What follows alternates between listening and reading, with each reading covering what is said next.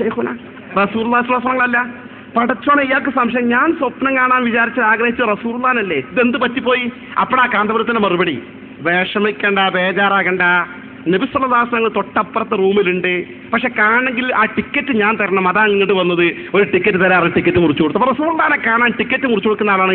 ഇന്ന് അതോടുകൂടി അയാൾക്ക് മനസ്സിലായി EK പ്രസ്ഥാനം ശരിയല്ല, അള്ളാഹുവിന്റെ റസൂലിന്റെ മാർഗത്തിലേക്ക് ഒരേ വഴിയുള്ളൂ, കാന്തപുരത്തിന് ടിക്കറ്റ് എടുത്ത് ആ പാർട്ടിയിൽ കൂടാ, അങ്ങനെയാണ് AP ആയി. ഏതാണ് ഈ പിന്നെ മനുഷ്യൻ EK കാരൻ നേതാവ് ഇതുവരെ മറുപടി പറഞ്ഞിട്ടുണ്ടോ? നോക്കൂ നിങ്ങൾ അവർ പ്രസംഗിക്കുന്ന വാത് പറയുന്നത്.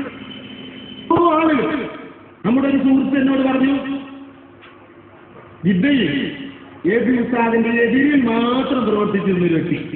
അയാൾ ഉസ്താദിനോട് പെട്ടെന്ന് ഉസ്താദിനോട് സ്നേഹം, ഉസ്താദിന്റെ പ്രവർത്തകരോട് സ്നേഹം, ഉസ്താദിന്റെ കൂടെയുള്ളവരോട് സ്നേഹം, ഉസ്താദിന്റെ ഗ്രൂപ്പിലെ പണ്ഡിതന്മാരോട് സ്നേഹം, അവർക്കൊക്കെ കൂടി സ്വീകരണം എന്തൊക്കെ ജിദ്ദയിൽ ഏർപ്പെടുത്തിയത്. അപ്പോ ഇയാളോട് ചോദിച്ചു, എന്ത് നിങ്ങൾ ഇങ്ങനെ പെട്ടെന്നൊരു പരിവർത്തനം എന്ന് ചോദിച്ചപ്പോൾ അയാൾ പറഞ്ഞത്, ഞാൻ അല്ലാഹുവിന്റെ റസൂലിനെ കാണാൻ, അയാൾ ഈ ഭാഗത്തിനാണ് എന്താ തുറന്ന് പറഞ്ഞത്, തകരാറൊന്നുമില്ല, ഒക്കെ അങ്ങനെ പുറത്തിപ്പോ മനസ്സിലായിട്ടുള്ളതല്ലേ.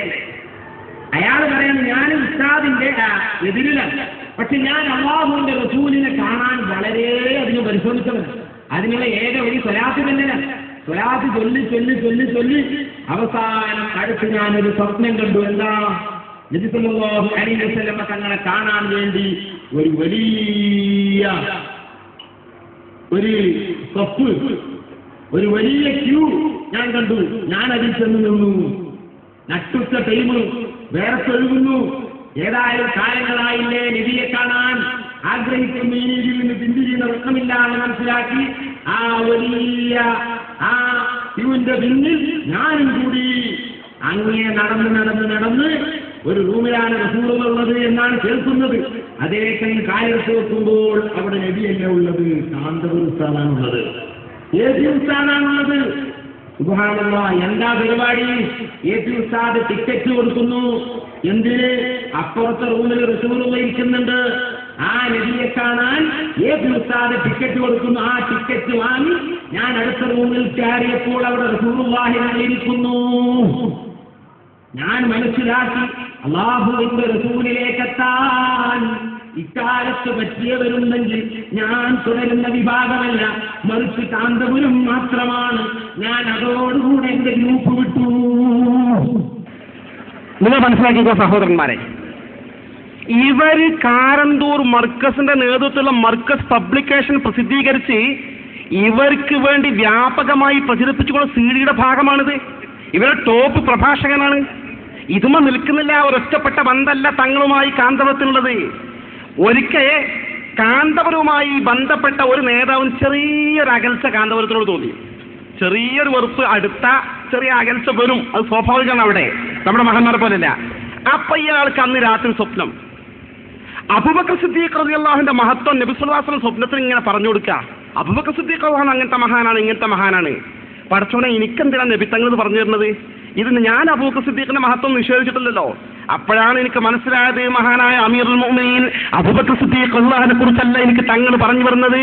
ആ ഹദീസ് പറയുന്നത് സാക്ഷാൽ കാന്തപുരം ഷെയ്ഖ് അബൂബക്കറിനെ കുറിച്ചാണ് പറഞ്ഞിരുന്നത്. ആ ഹദീസിന് മനസ്സിലായി. നോക്കണം നിങ്ങൾ, ഗൗരവതരമായി ഇയാൾ അവതരിപ്പിക്കുന്നത്. നോക്കി നബി തങ്ങൾ അബൂബക്കർ ഷെയ്ഖ് അബൂബക്കറിന്റെ മഹത്വം പറഞ്ഞു കൊടുക്കുന്നത്.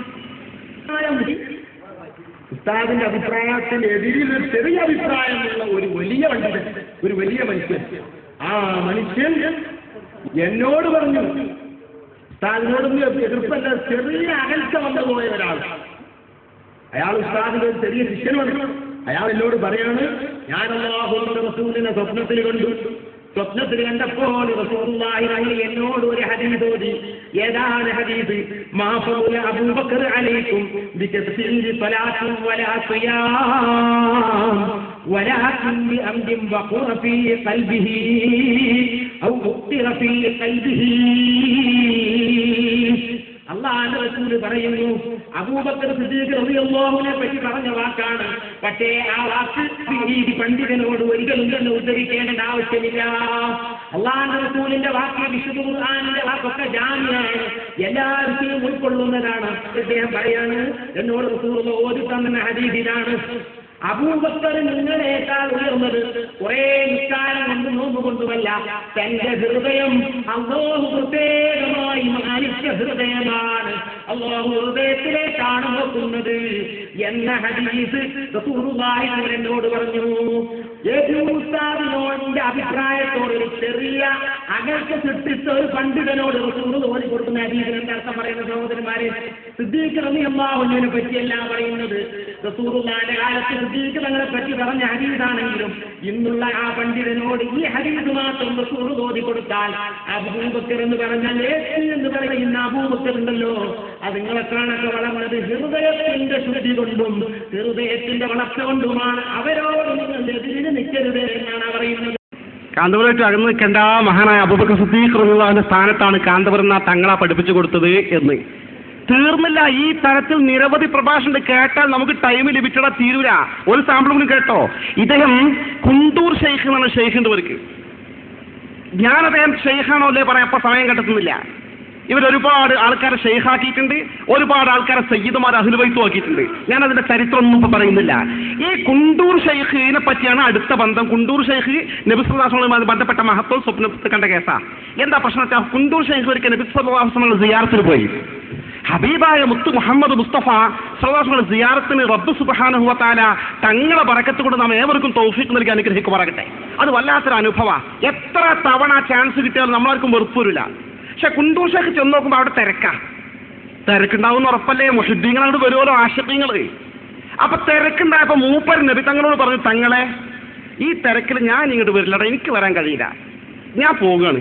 തങ്ങളൊന്നും വിചാരിക്കേണ്ടാണ്. മൂപ്പർ യാത്ര പറഞ്ഞ് സലാം പറഞ്ഞു പോകുന്നു. മൂപ്പർ നീ സിയാറത്തിന് പോടില്ല എന്ന് വെച്ചു.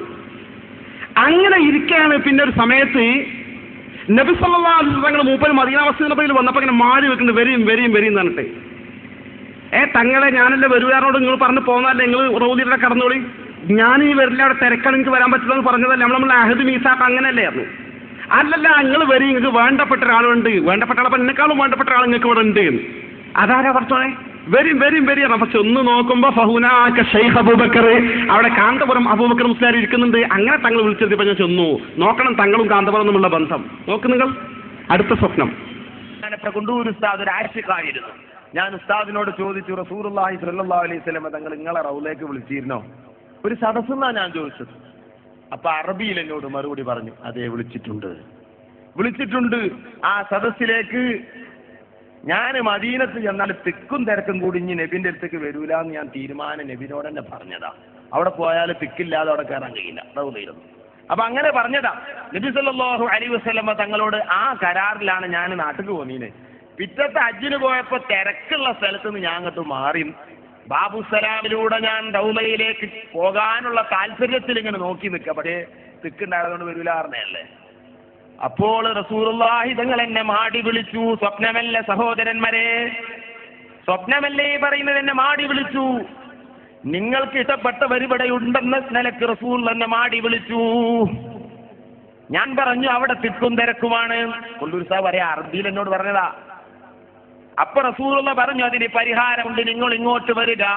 ഞാൻ ആ ബാബുസലാമിലൂടെ അങ്ങ് ചെന്നപ്പോൾ കുണ്ടൂർ ഉസ്താദിനോട് പറഞ്ഞ വാക്കാ ഞാൻ പറഞ്ഞു, ഫഹുനാക ഷെയ്ഖ് അബൂബക്കർ, അവിടെ ബഹുമാനപ്പെട്ട എപി ഉസ്താദ് ഇരിക്കുന്നുണ്ട്, അവിടേക്കാണ് എന്നെ വിളിച്ചത്. നോക്കണം നിങ്ങൾ അവതരിപ്പിക്കുന്ന രീതി. ഈ മാതിരി സ്വപ്ന കഥകള് നമ്മൾ പ്രസംഗിച്ച സീഡി പെണ്ണുങ്ങൾ കേട്ടിട്ട് പെണ്ണുങ്ങളാണ് ഇത് വിശ്വസിക്കാൻ പറ്റില്ല. എന്നിട്ട് നമ്മൾ ആണുങ്ങൾ വിശ്വസിക്കുന്നത്. പാവപ്പെട്ട മുസ്ലിം ജനസമൂഹത്തെ വഞ്ചിക്കാൻ വേണ്ടി കാന്തപുരത്തിന് മഹാനായ ഹബീബായ മുത്ത് മുഹമ്മദ് മുസ്തഫ സ്വല്ലല്ലാഹു അലൈഹി വസല്ലമയുമായി അഭേദ്യമായ ബന്ധമുണ്ടെന്ന് ജനങ്ങൾക്കതിൽ തെറ്റിദ്ധരിപ്പിക്കാൻ വേണ്ടി വർഷങ്ങളായി ഇവർ ശ്രമം നടത്തുന്നുണ്ട്. ആ ശ്രമത്തിന്റെ ഭാഗമാണ് ഇതൊക്കെ നടന്നുകൊണ്ടിരിക്കുന്നത്. ഇതൊക്കെ പോയി ലാസ്റ്റ് ഇയാൾ എവിടെ എത്തുമെന്നാൽ നമ്മളൊക്കെ ഗൗരവതരമായി വിലയിരുത്തണം എവിടേക്കാണ് ഈ പോക്ക്. കഴിഞ്ഞ പ്രസംഗത്തിൽ അഷ്റഫ് അൻസി കണ്ണാടി പറഞ്ഞ സംഭവം സൂചിപ്പിച്ചു. എന്താ സൂചിപ്പിച്ചത്? അഭിവന്ദനായ ശംസുൽ ഉലമ ഇ.കെ. ഉസ്താദ് നവ്വറല്ലാഹു മർഖദഹു, അദ്ദേഹത്തിന്റെ ഖബറല്ലാഹു പ്രകാശപൂർവ്വമായി കൊടുക്കുമാറാകട്ടെ. വലിയ മഹാനായ ശംസുൽ ഉലമ, പേരോടിന് വരെ ഇതിന് മറുപടി വന്ന് പറയുന്നത് ശംസുൽ ഉലമ നല്ല ആളാണ്, മൂപ്പരെ ഗുരുത്തൻ കിട്ടിയിട്ടുണ്ട്. അങ്ങനെ ഇവർ പോലും സമ്മതിക്കേണ്ടി വന്ന ശംസുൽ ഉലമ ഈ കാന്തപുരത്തെ കുറിച്ച് ഒരു പ്രസ്താവന ഇറക്കിയ കാര്യം, നേരത്തെ പ്രസംഗിച്ച ഒരു കാര്യം അഷ്റഫ് സൂചിപ്പിച്ചിരുന്നു. എന്താ പ്രശ്നമെന്നോ? കൊരൂർ ത്വരീക്കത്ത് എന്ന ത്വരീക്കത്തുണ്ടായിരുന്നു പഴയ കാലത്ത്. ഇപ്പോഴും ചില്ലറ ഇതിന് ബാക്കിയുണ്ട്. കോഴിക്കോട് ജില്ലയിലെ കൊടുവള്ളി കേന്ദ്രീകരിച്ച് അതിന്റെ ഷെയ്ഖ് ഉണ്ടായിരുന്നത്. ആ കൊരൂർ ത്വരീഖത്തിന്റെ ഷെയ്ഖിന്റെ പ്രത്യേകത എന്താണെന്ന് വെച്ചാൽ ആ ത്വരീഖത്തിൽ നിസ്കാരം വേണ്ട, നോമ്പും വേണ്ട, ആണും പെണ്ണും പരസ്പരം ചേർന്നാൽ തമ്മിൽ കാണും ചെയ്യാം, സംസാരിക്കും ചെയ്യാം, വിലക്കില്ല. മാത്രമല്ല കുറച്ച് മന്ത്രങ്ങളും ജപങ്ങളും മാത്രം മതി. അത് ചൊല്ലിക്കൊണ്ടിരുന്ന ആ സ്വർഗത്തേക്ക് നേരെ ടിക്കറ്റ് ഷെയ്ഖ് കൊടുക്കും വിശ്വസിക്കുന്ന വിഭാഗമാണ് കൊരൂർ ത്വരീഖത്ത്. നിശ്ചിതമായി സമസ്ത കേരള ജംഇയ്യത്തുമായി തീരുമാനമെടുത്ത് അതിനെതിരെ പ്രതികരിച്ചു, ജനങ്ങളെ ബോധവൽക്കരിച്ചു.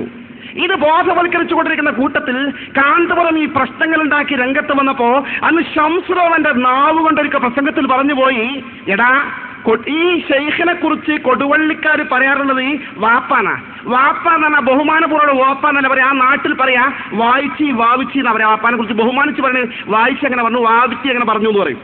ഈ കൊടുവള്ളി ഷെയ്ഖിനെ കുറിച്ച്, കൊരൂർ ഷെയ്ഖിനെ കുറിച്ച് വാവിച്ചെങ്ങനെ പറഞ്ഞു എന്ന് പറയുമ്പോൾ അതുമായി താരതമ്യം ചെയ്ത് ഷെയ്ഖുന ശംസുറമ ഈ